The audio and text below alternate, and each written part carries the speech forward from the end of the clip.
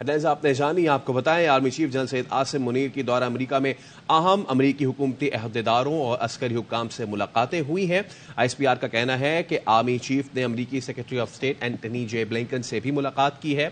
उनकी अमरीकी सेक्रेटरी दिफा जनरल लॉयड जे ऑस्टिन, नायब अमरीकी वजीर खारजा विक्टोरिया नोलैंड, नायब अमरीकी कौमी सलामती मुशीर जोनाथन फाइन से भी मुलाकातें हुई हैं।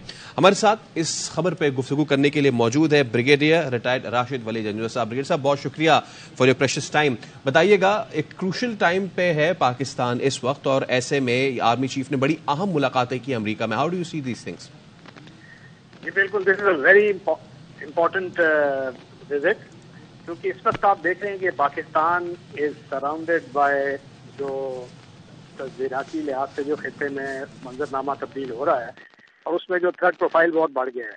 तो ईस्टर्न फ्रंटियर पे एक ऐसा मुल्क है जो कि इलेक्शंस में जा रहा है और अपनी राइट विंग वोटर्स को खींचने के लिए वो हर किस्म की टेंशन जो है उसको अप कर रहा है।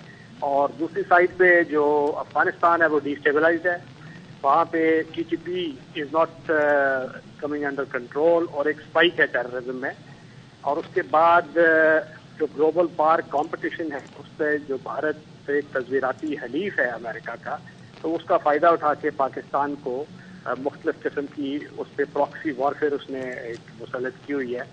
तो इन एनवायरमेंट्स में एक बैलेंस क्रिएट करना between the global powers, are relations between China and America, और उसके बाद उसमें जो अमेरिका के साथ हमारे रवायती रवाबित रहे हैं, मिलिट्री टू मिलिट्री जो हमारी डिप्लोमेसी उनके साथ चलती रहती है। और अमेरिका को भी इस चीज़ का इदराक है कि पाकिस्तान में जो सबसे जो स्ट्रॉन्ग एक इंस्टीट्यूशन है और उसमें जो उसके हेड हैं आर्मी चीफ, उनका जो एक मसला नज़र होता है या प्रायोरिटीज़ होती हैं, तो वो फिर नेचुरली गवर्नमेंट को उससे काफ़ी तकवीत मिलती है। तो इसमें सिफारती सतह पर, डिफेंस कोऑपरेशन सतह पर और ख़ित्ते में जो बदलती हुई तस्वीराती सिचुएशन है उसको बैलेंस करने के लिए ये विजिट बहुत ज़रूरी था। और इसमें बहुत से मामला जो मेरे डिस्कशन आए हैं, पेंटागन ने, स्टेट डिपार्टमेंट ने जो उनका व्यू पॉइंट सुना, और वन ऑन वन जो कॉन्फ्रेबुलेशंस होती हैं उसका कोई नेमल बदल नहीं होता। एब्सोल्युटली। अच्छा ब्रिगेडियर साहब, एक चीज़ सवाल ज़रूर लीजिएगा कि आर्मी चीफ ने न सिर्फ इलाकाई सलामती को दरपेश चैलेंजेस पे बात की, बल्कि मसला कश्मीर को भी वहाँ पे उजागर किया है।